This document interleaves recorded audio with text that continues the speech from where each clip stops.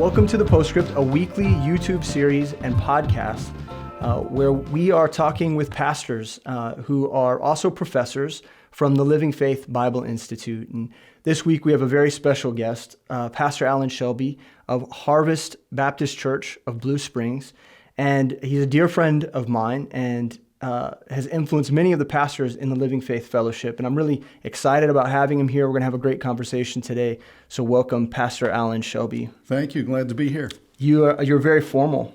Yes. So, tell us about why you're so formal today. Just came from a funeral. Okay. Had this morning, so actually came straight from there. Yeah, you rushed here, and we're glad that you came. And plus, they told me that you are really the way that you dress. Mm-hmm. Is really hip and I knew I needed to compete with that. Otherwise, because we want to, like, if there's any fundamentalists that are watching, we need some serious counterbalance. Too. Yeah, absolutely. Yeah. Well, I appreciate the fact that you came, and I'm glad that you're here. So, Alan, the very first question, I think a lot of people don't know you. You're a quiet guy, and there's a lot of probably people in the fellowship who would like to know you better. And so I'm just going to start by asking you some personal questions about your faith and how you came to know Christ and how you ended up in the ministry. Maybe you can just tell us a little bit about your life. Yeah. So, I grew up in a home that maybe my parents would have called themselves Christians, but religion was never a subject that was public. It was never talked about, kind of private. Mm-hmm. And I didn't have a good relationship with my father in the sense that he was, probably at least borderline alcoholic when I was growing up. He was mm-hmm. drinking and I was a kid. And so out of that, I think my personality as it developed was pretty shy and introverted. And but I got saved watching a Billy Graham television crusade when I was 11 years of age. Wow. And I think sometimes we think that the gospel has to go just a certain way, and you have to start with sin, and you have to, as an 11-year-old, you don't have as much a sense of that. But by that time, I had been to a funeral or two, and I knew that someday it was going to be me in that casket. So whenever I heard Billy Graham say, you can have eternal life in Jesus Christ, it was like finding the fountain of youth. And so when he had everybody pray, I prayed. And, so it kind of started there. My parents, since they did not go to church, well, then I didn't go to church. And so I really didn't know anything. So I never grew up believing that, God could use me in any really special, significant way, but I always had a hunger for the Bible. And so I went to Bible college just because I wanted to learn the Bible. Now, in between now and your salvation to that point, did you have friends that were Christians? What led you to Bible college? That seems like a big jump. Yeah. So since, the good thing about Billy Graham crusades, they got the gospel out very, very well. Not as much follow-up in terms of discipleship or anything like that. So as, a 12-year-old, I saw in the newspaper someplace an ad for Bible correspondence courses. Wow. So for the next 3 or 4 years, I took every course that the Seventh-day Adventists offered. Wow. So very nearly became a Seventh-day Adventist. But a friend of mine in the neighborhood just across the street from where I lived, someone from Blue Ridge Baptist Temple came and visited him and said, hey, we have a church bus. We have a bus and we'll come by and pick you up. I was like, well, okay, then, we can do that. So really the first church I went to was Independent Fundamental Baptist Church. Very good in gospel preaching. So kind of all evangelism all the time. But as I grew into high school and college, there's a sense in which you can kind of feel like you're dying on the vine because there's no feeding. You don't feel like you're really learning the Bible beyond a certain level.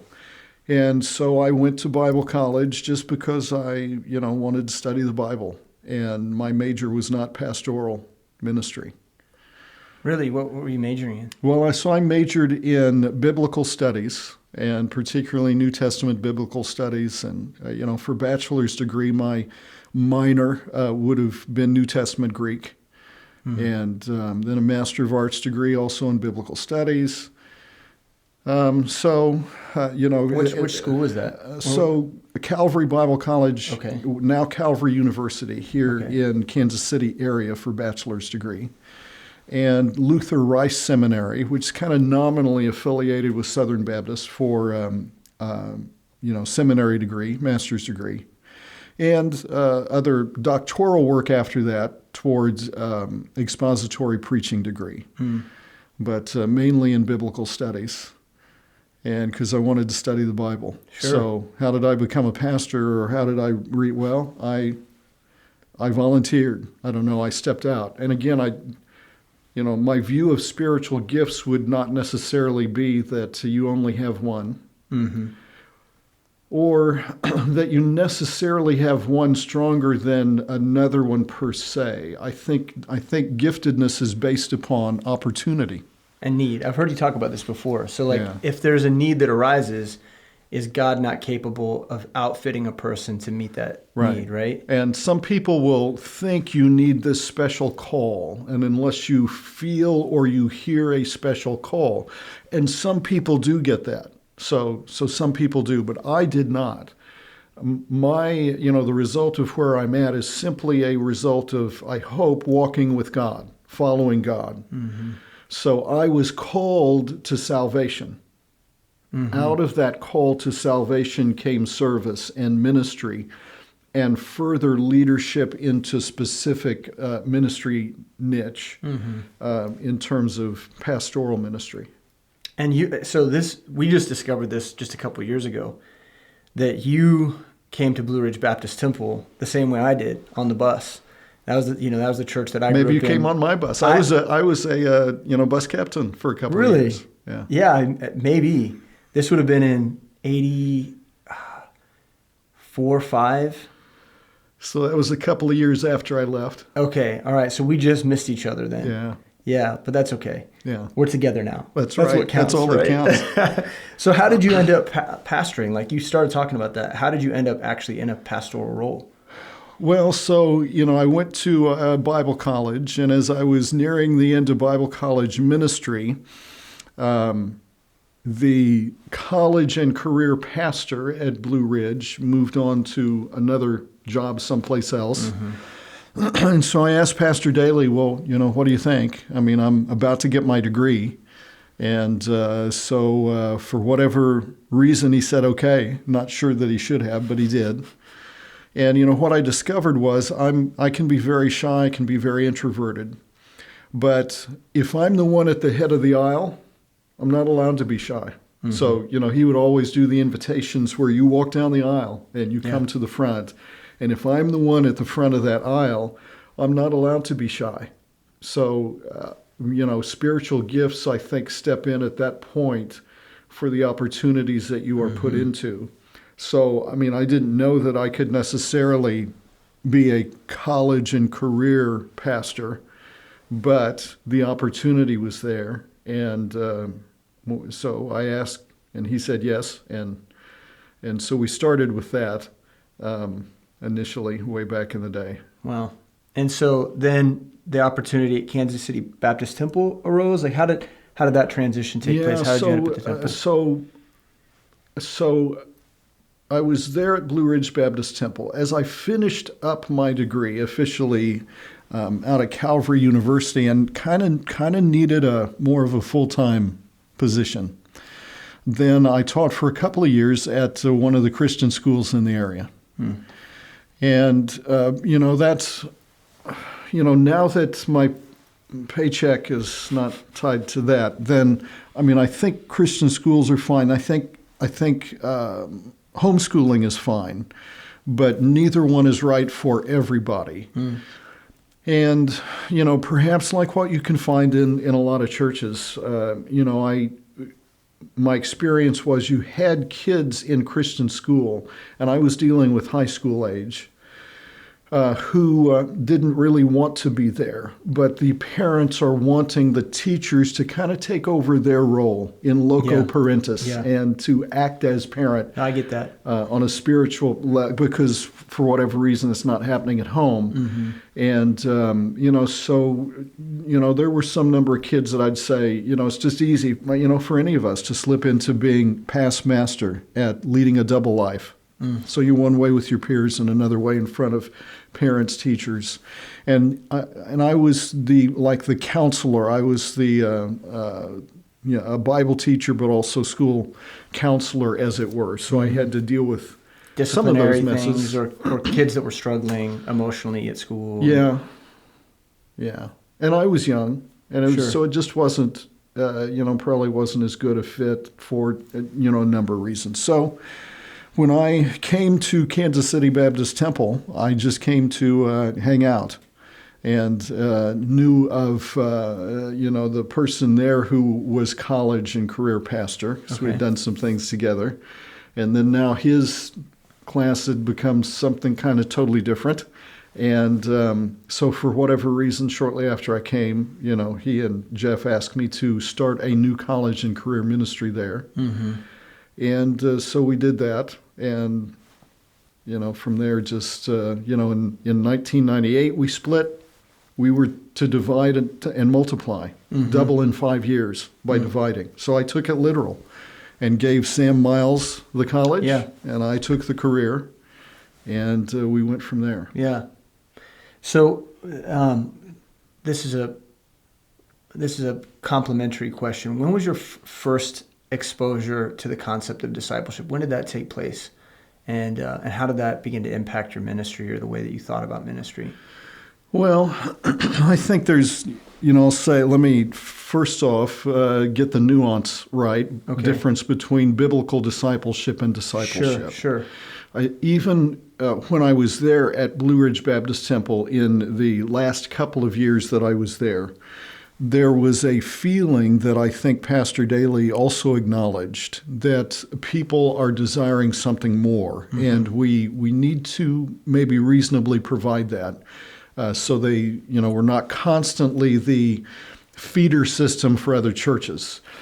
So my first exposure to discipleship would have been him teaching through Navigator's material on Sunday nights before the Sunday night service to a number of, people who were kind of the old guard, I guess.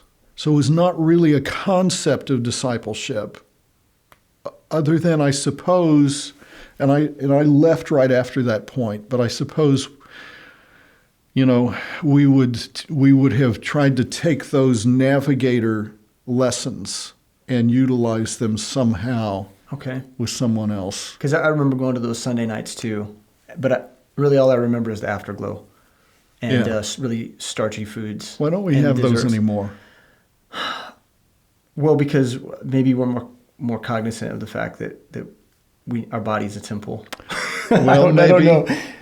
We don't have enough old ladies that are willing to spend the time making there's another church we know of in Baltimore. They call it a rap session. We just need to change the name. We just need to change the name. Yeah, that could be. Although I think the afterglows were not exactly rap sessions about the service. That's true. But those would be, might be good to have. They would be, especially if there was some cheesy potatoes present. So I'll just move on from there. But so there was discipleship. Then really first exposure to biblical discipleship was at Kansas City Baptist Temple. Even before I had gotten there, and since I had, had contact with college and career pastor there, and I say collaborated. He allowed me to bring my kids to a retreat that he had. He'd have an Easter retreat every year. I was aware that he had 8 very basic fundamental lessons, 8 lessons that he would, my impression was he would take people through. Then when I got to KCBT, and shortly after that, maybe the very next year, Shepherd School was started. Then a couple of the illustrious graduates, including one that you've had before, Greg Axe, took that, developed it into 16 lessons, structured it, and I think the philosophy of discipleship, discovering that was maybe more of a collaborative work through some other resource materials. And it's this is how this fits. Was it built on the concept initially that Navigators has this lesson? If Navigators was maybe one of the standards at the time, should we create something that's more doctrinally sound, more mentorship oriented? What was it? Where was the shift taking place? I don't think so. I don't think it was done with any side glances to what anybody else was doing. I think there was simply a sense at that time among those who might be mavericks within the movement that we needed to have a way to actually train people up in the Bible besides just the things we were doing with Sunday morning, Sunday night, Thursday night visitation, Saturday morning bus visitation, right, and that type of thing. Right. And we needed to own the education piece because there was some sense of those who were mavericks in the movement that the system had failed, and that the education piece was not what it should be. And by system, you mean in biblical Christianity, this Sunday school to seminary perspective, where there wasn't deeper training or next step training going on within the context of the church. Is that what you mean? Or well, I would say that I think that there, for one thing, there is just a system. We talk about the world, the flesh, and the devil, but when you break out the world to its components, lust of the flesh, lust of the eyes, pride of life, there's a system. Right. There's that system. Because of that, everything tends to devolve that way over time. So within evangelicaldom, there's a system, I think. But also within Baptisthood, there was also a system. Certainly within what I can speak to directly, independent fundamental Baptists, there was a system, and it was not always a good system. And I was just, I don't know how transparent we should be on these podcasts. Hey, man. It's as transparent as you want to be. But I was just talking with another pastor yesterday, not from this area, but that we were having in. And he and I were talking about how he grew up in a similar type church. It was not the same name in terms of background.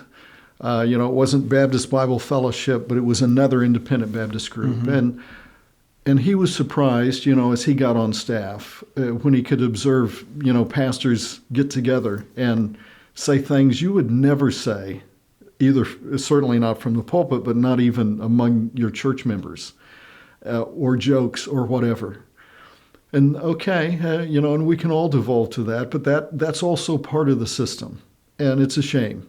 But if there is no discipleship and you do not know any better and you have not seen any better, then it devolves to the world. So there's a system with regard to Christianity in general, but there was also a system within the independent Baptist movement.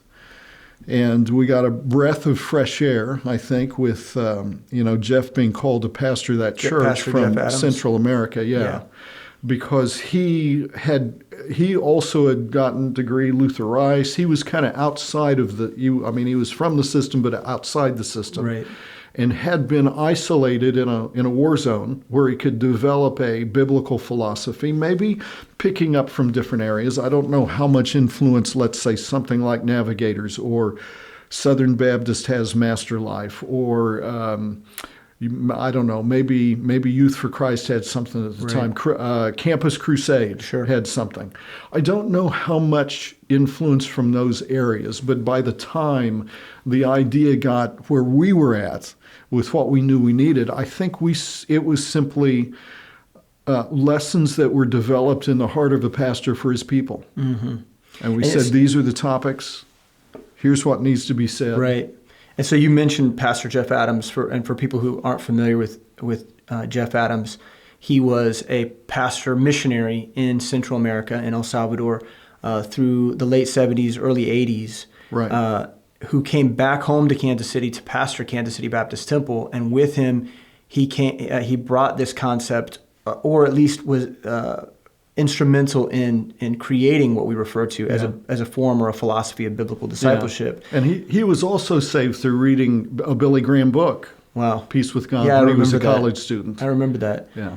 And so when I think about how God used him, I also think about the significance of church planting and missions as a catalyst for the way we did discipleship, or the way we do discipleship today. So discipleship becomes a building block for something much greater and a much broader vision. And I think you can only have something like discipleship if your objectives and your vision are as big as, well, we want to save the whole world.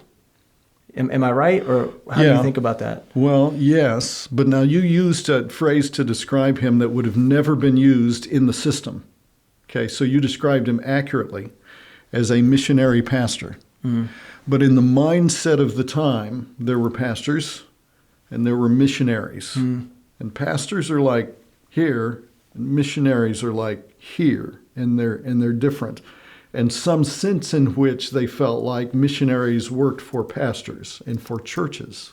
Because of the financial situation that surrounded, it was a pastor's decision ultimately whether or not they funded missions, so the business aspect of it. That might have been part of it, but probably just from the mentality of the pastoral leadership of the time. That they didn't know any better, were not taught any better, or whatever. But that was kind of the viewpoint of the system. And once they set up their own schools, then I have heard it described that the school that was central to the movement that we were part of, if you were a missionary, you could not take Bible classes. You couldn't take pastoral classes. Now I was a biblical studies major, but I took preaching and I took counseling. I took pastoral procedures, although that was not my major. But the mindset of our ilk of that day was, pastors here, missionaries here.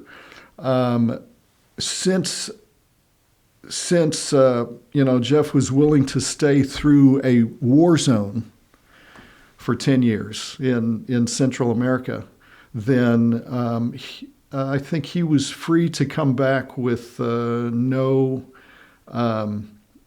prejudices, and right. with there was a free spirit, a spirit of freedom.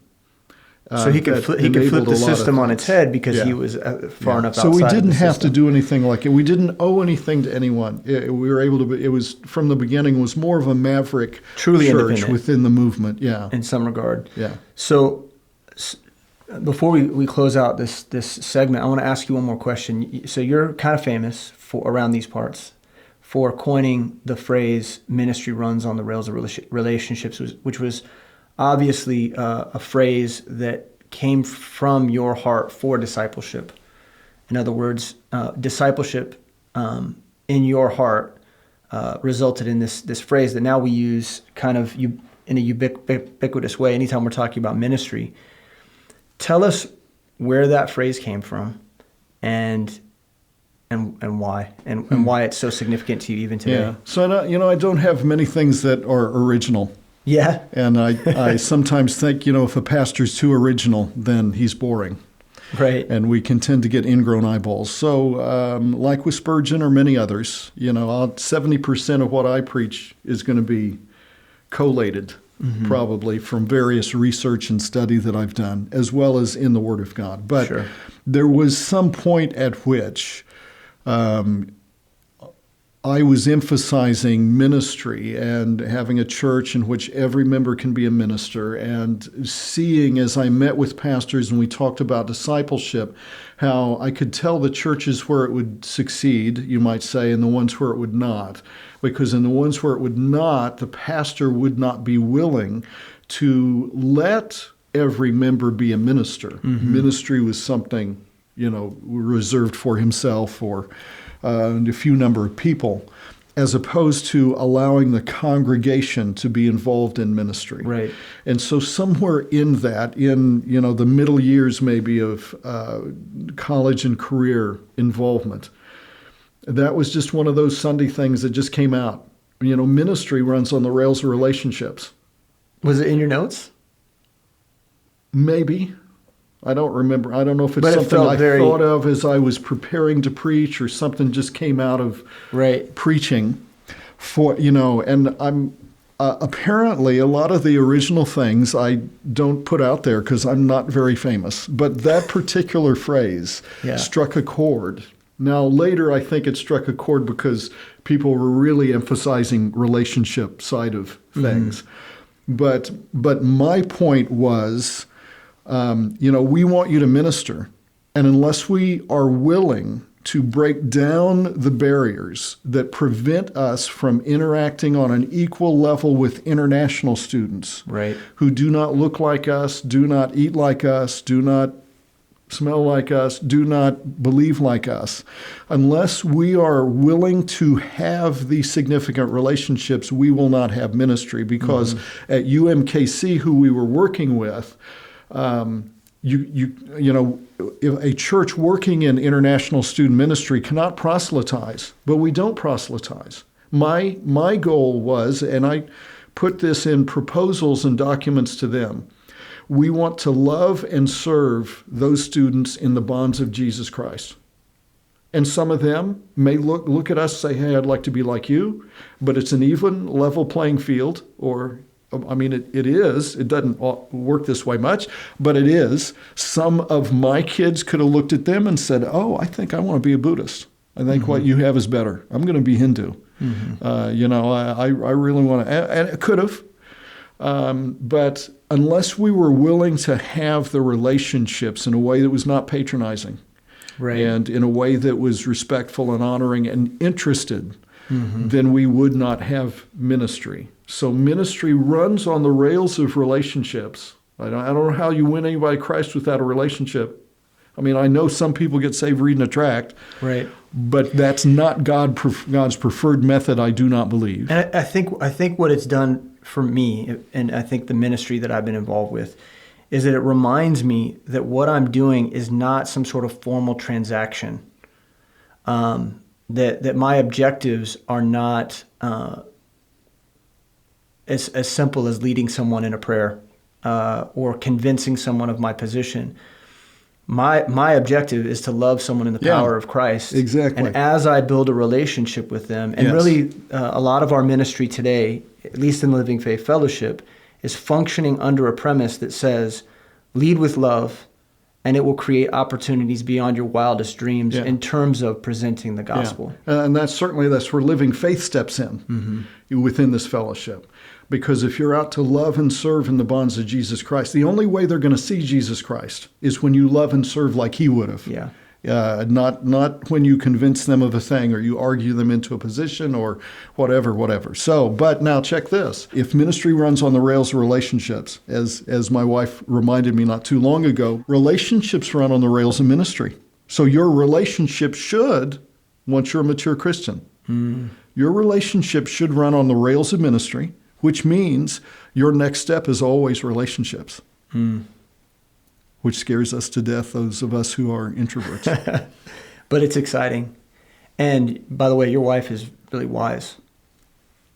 She said that. She taught you that. Is that what you're saying? She pointed this out to you? So I should like and tag her when this is posted, right? That's what you're saying. Yes, okay. You absolutely should. You got it. And maybe I should be interviewing her next. Yeah, that'd be fun. All right, well, thank you for joining us in this episode. We'll come back together next week with Alan Shelby. We'll be asking him more questions about discipleship, about this crisis of truth in our society today and even in our churches. And so I'm really excited about that conversation. Come join us next week on the Postscript.